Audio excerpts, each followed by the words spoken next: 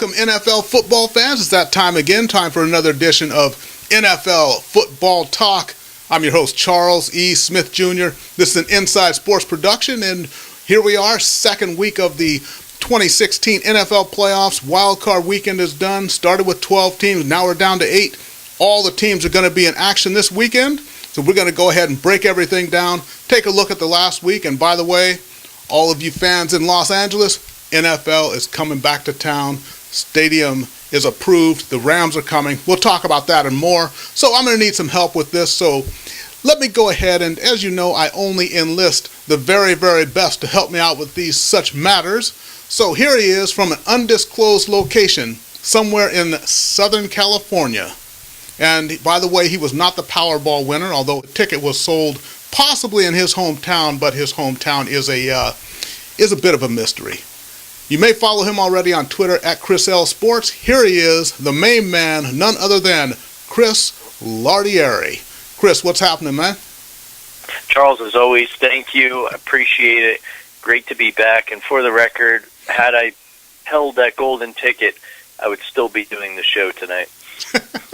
All right, except that we would, how does that work? Let's see. You would be my boss then. I hope you'd give me a working man's wage, No, a wealthy man's wage. Yeah, I try to be fair. I talked about this with some of my coworkers, and I said if I had enough money to apparently I wouldn't have enough to buy an NFL team we saw this week, but if I had enough to buy my firm, I'd keep them all gainfully employed. So I'd do the same for you, Charles. You've been a good boss.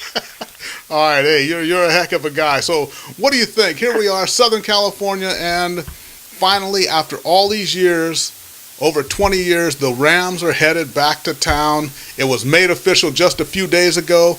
Everybody turned on the TV, and there was Roger Goodell, and there were the graphics on TV and everything. NFL is coming back. The Rams will come back. The stadium's supposed to be completed by 2019. They're going to play at an alternate site until then, and then the Chargers may be joining them. They have 1 year to get things worked out in San Diego. Otherwise, and if they do stay in San Diego, then the Raiders are on deck. Oh, my goodness.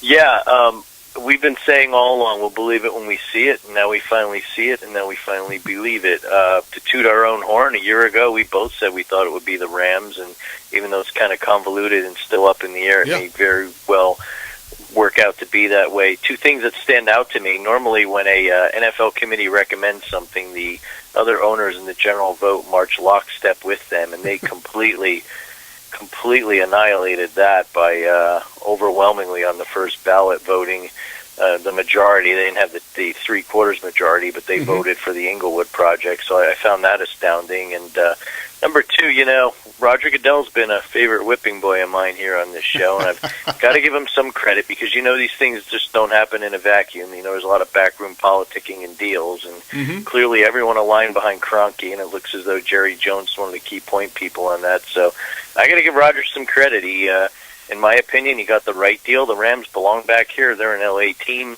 They, in my opinion, had the best stadium proposal, and they got it done. And pardon my French, they're going to have the Rams are going to have their way with the Chargers in terms of dictating a tenant type arrangement. So either way, the Rams are the clear winners. Raiders and Chargers remains to be seen, but right now I put them in the loss column. And that's one of the things we had talked about when we were discussing this, 2 years ago or whatever, but I had said that it was going to be the Inglewood project because really I'd heard things from people kind of somewhat close to the situation. So even when the Carson thing came about, I just, I had sources I trusted, and they kept saying Inglewood, Inglewood, Inglewood, and they were absolutely certain about it. So, hey, you know what? Kroenke, and to me, he's got all the money.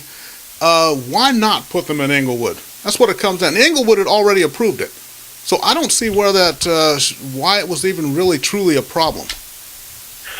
Yeah, and the whole sticking point going back years is that the taxpayers weren't going to fund the stadium. Kroenke had the money. Right. Kroenke physically owned the land. I mean, it should have been a formality, but it made too much sense, and luckily it worked out. And a lot of people are really surprised that Stan Kroenke actually speaks. He's gotten the nickname Silent Stan, so nice to see he actually has a voice, and he used it Tuesday night.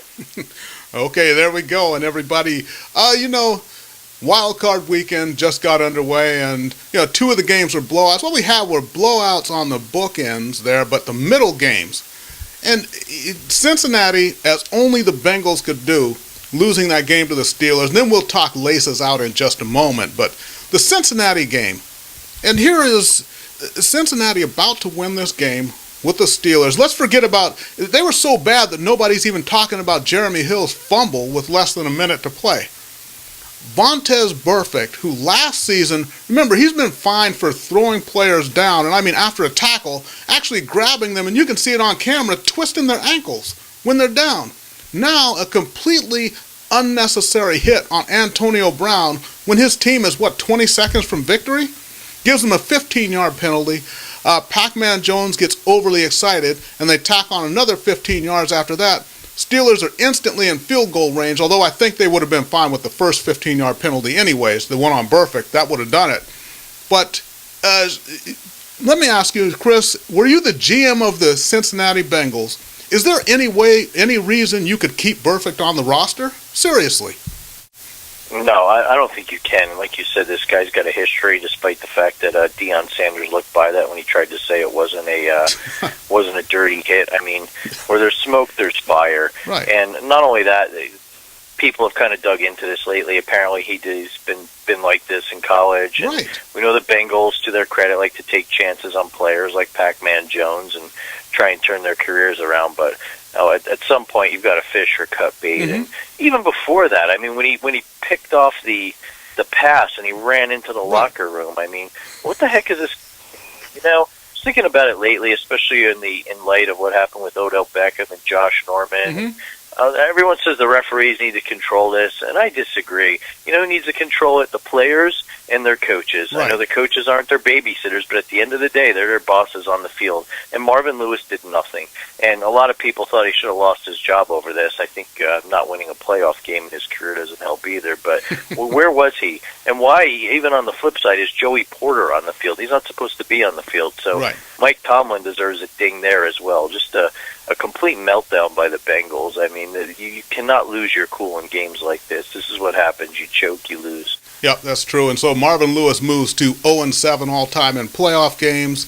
And yeah, I couldn't believe it. I'd resigned myself to the Bengals having won the game. And then he comes out of nowhere. And let's say this. Now, let's just suppose it's your thing to take out the other team's star player. I don't agree with it, but I understand it as a strategy. And when you have poor sportsmanship, you do anything like that. If you're going to take him out, you take him out in the middle of the game. You don't wait until your team has a lead, there's less than a minute to play, and then get a great big penalty and put him in field goal range. That's ridiculous. So even if Burfict was going to do what he did to Antonio Brown, it should have been done early in the second half, or maybe at the end of the first half or something. That's when you want to take him out of the game. You don't wait till the very end when it's going to hurt your team. Yeah, and also there are ways to do it. You do it while you're tackling him while he has the ball, not just laying him out when the ball's over his head right. for the whole world to see. Right. No sense. I mean, there have been legendary stories of what happens on pile-ups in NFL games. I mean, there are ways to do it. I don't advocate them, but still. Right. Yeah, the guy's really, for lack of a better term, he's a knucklehead, and he's going to be suspended for the first 3 games of next season. Let's see if it gets through. Yeah, we shall see. Well, putting Vontaze Burfict and Pac-Man Jones on the same defense, what could possibly have gone wrong? Anyways, let's go ahead and move on here to, as everyone said, and Twitter blew up with it, Facebook blew up with it, laces out. Minnesota Vikings about ready to beat the Seattle Seahawks. Vikings are down 10-9. The game-winning field goal would be a 27-yarder, and this just comes on so many guys who are great kickers. If we remember when the Steelers went to Super Bowl 40 in that AFC Championship game, Mike Vanderjagt, who was the most accurate kicker in NFL history, he missed a field goal for the Indianapolis Colts, ultimately losing them that game in regulation. In the Vikings in 1998, Gary Anderson, most accurate kicker for the season, he misses a late field goal. And Blair Walsh, the latest, 27 yards out against the Seahawks. And there was, again, I had resigned myself. I was like, okay, I picked the Seahawks. I thought they could do it. They're not going to do it. And that kick never even had a chance. Yeah, and what's crazy is he didn't even shank it. He just kicked it perfectly straight left. And, hate to play devil's advocate here, but a little sore point. I picked the Bengals and the Vikings last week, and thanks for ruining my potential perfect week. But why, if you're going to run the ball and run the clock down or take a knee or whatever it is, why not set up in between the two hash marks? He was on the far left. I know Walsh was money. He kicked great. He's a good kicker. But you take no chances. I don't care if it's less than an extra point. You set everything up perfectly. In some cases, you'll see coaches kick on third down in that instance in case there's a bad snap, so they could just take a knee and kick again. And, in some respect, I think Mike Zimmer deserves a little bit of blame there, too. And I feel terrible for Walsh. The Seahawks, as their play-by-play announcer said, got lucky to get out with a win. But I really don't recall ever seeing anything like that because it was so short. It was such a short kick. I just was stunned. Absolute chip shot. And then, now the other thing is in that game, and Adrian Peterson fumbling late, all the little things that needed to happen for the Seahawks to win just happened. And one of these things, you hear us talk on this show about gambling and why you shouldn't do it and all that. So listen, as we look at the picks of the week, I went 3-1 on the picks. Chris went 2-2. However, had we put down those bets in Vegas and all of us bet the point spreads on a 4-team parlay, I would have lost. In fact, I wouldn't even have made it out of Saturday, whereas Chris would have hit all four because of the point spreads. Now, that's really how it goes, and that's why gambling is very tough and why we always say, just don't do it. Charles, the next time in Vegas, I'll just try and pick games that win and ignore the point spread. I guess that's the moral of the story. Oh, yep. So before we do get into the picks, Chris, you got some nuggets of wisdom for everybody out there?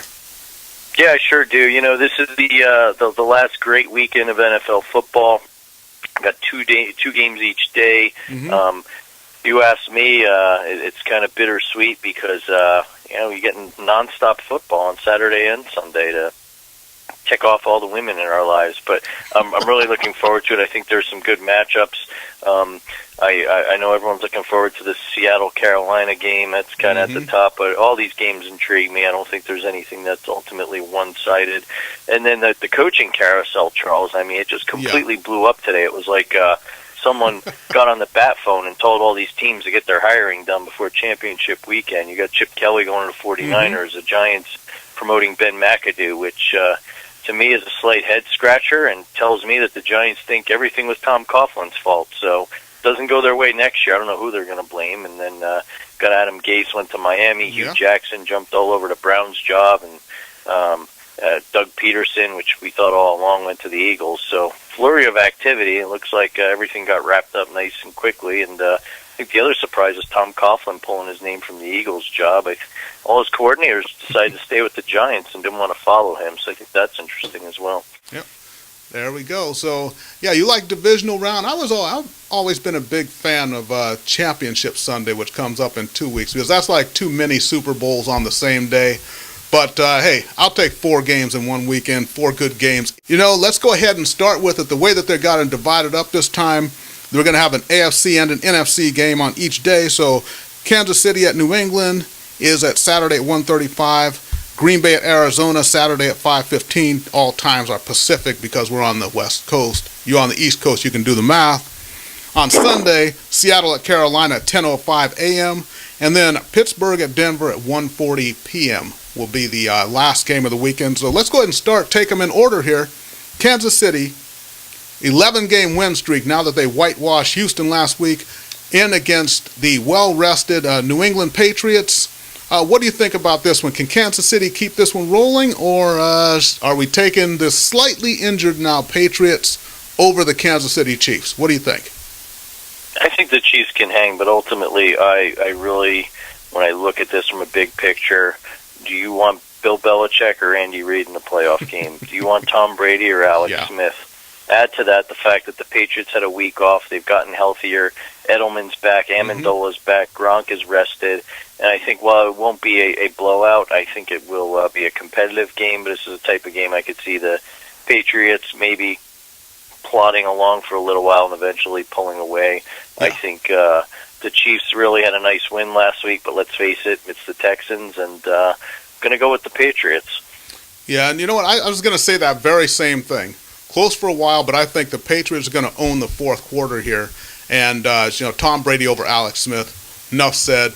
Great ride for the Chiefs, but I think, too, it ends this week. And let's go on to the next game now. The Green Bay Packers, who soundly beat the Washington Redskins last week. They're going to be in Arizona, returning to the scene of a horrible crime in Week 16 when Arizona beat them, I believe it was 38-8. But Green Bay Packers in Arizona.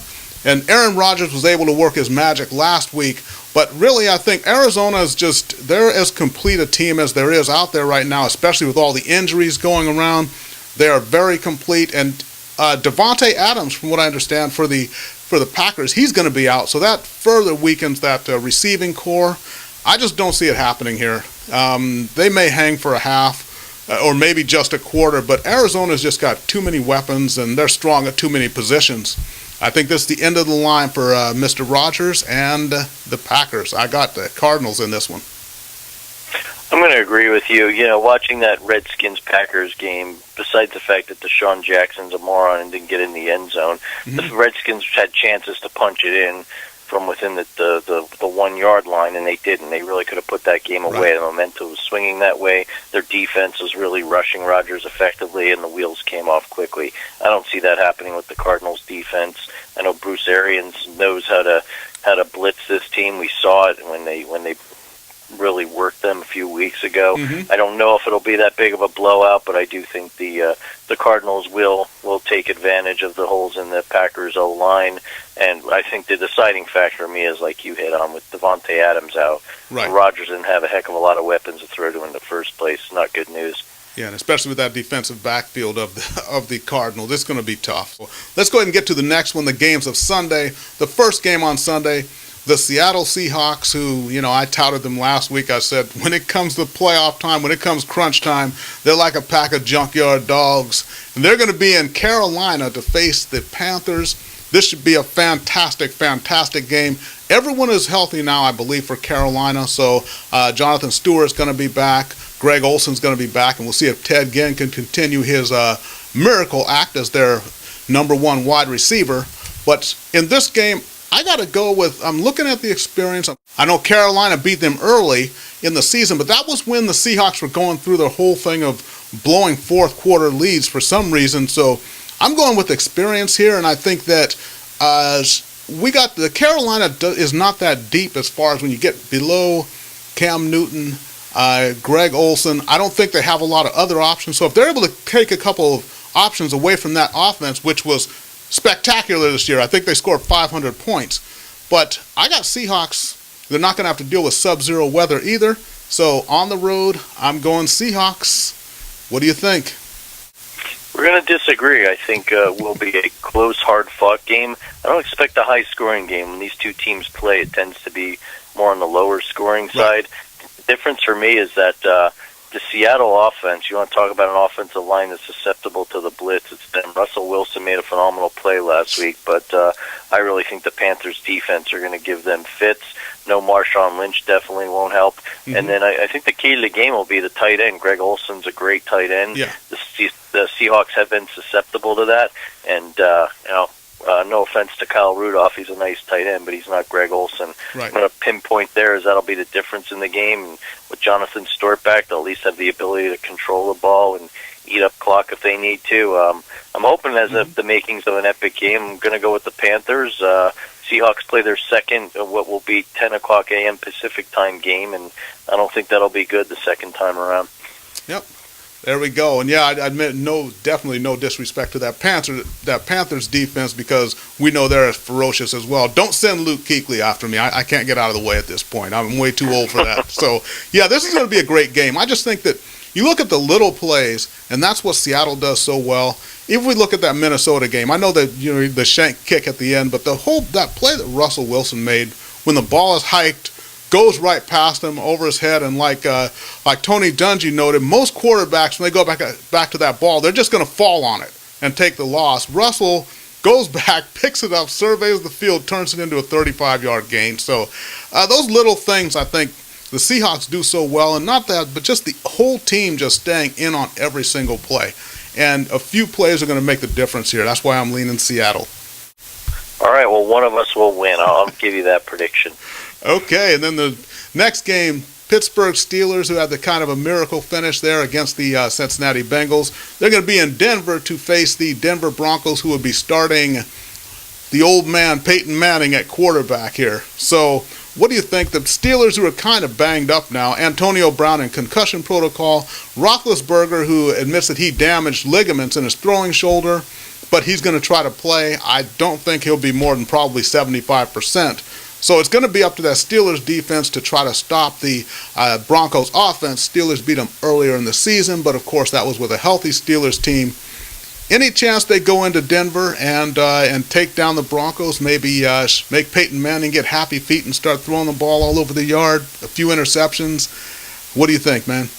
With a healthy Roethlisberger, I think they could. And, I've been going back and forth on it this week, and looking at my picks, I don't want to pick all favorites, so I'll take one for the team. I know this is all for fun and games, but for whatever reason, that I really like the game plan the Steelers had against the Broncos, and Osweiler started that game, and he started at various points in the game when the Broncos had a lead. He was giving the Steelers defense some issues, but I think the good news for the Steelers is Peyton Manning doesn't have that much more arm strength than Big Ben, so this could be into a ball control, time of possession type game, and I'll go out on a limb. I'll say Antonio Brown. I won't say he's faking his concussion like Pac-Man alleged, but I think he'll be ready to play, and Ben will suck it up. He'll take his cortisone shots. He'll make the throws he'll need to make. It'll be ugly, and for whatever reason, I thought that even going into this season, the Steelers could potentially go deep in the playoffs. So what the heck? I'll stick with it and say Steelers, and then all the rumors can start about Peyton's imminent retirement.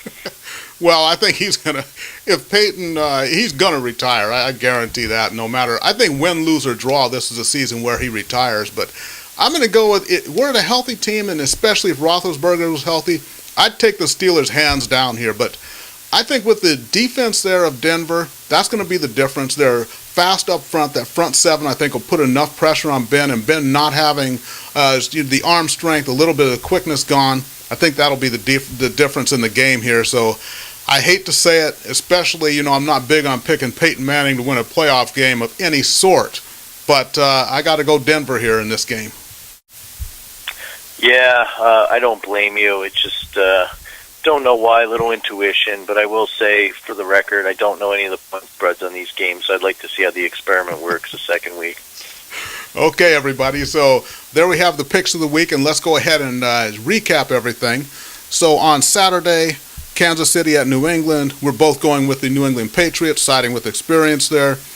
And on Saturday at 5:15, the second game, Green Bay at Arizona. We both take the Arizona Cardinals, looking at Arizona being the more complete team. And then we split on Sunday on both games. Seattle at Carolina is the early game. I'm going with Seattle and the team that I feel has been there and done that, whereas Chris likes the more dynamic elements that the Carolina Panthers bring to the table. And then we also split on the second game, which is the Pittsburgh Steelers and Denver Broncos. I'm going with Denver because they're really the healthier team right now, and Chris is looking for Big Ben and the Steelers to work a little magic there. So, everybody, remember every single week right here, the show is NFL Football Talk. This is an Inside Sports production. You can follow me on Twitter at The Inside Sports. Follow Mr. Lardieri on Twitter at Chris L. Sports. So for Mr. Lardieri, I am Charles E. Smith Jr. Thank you for watching. We'll see everybody next week to predict Championship Sunday.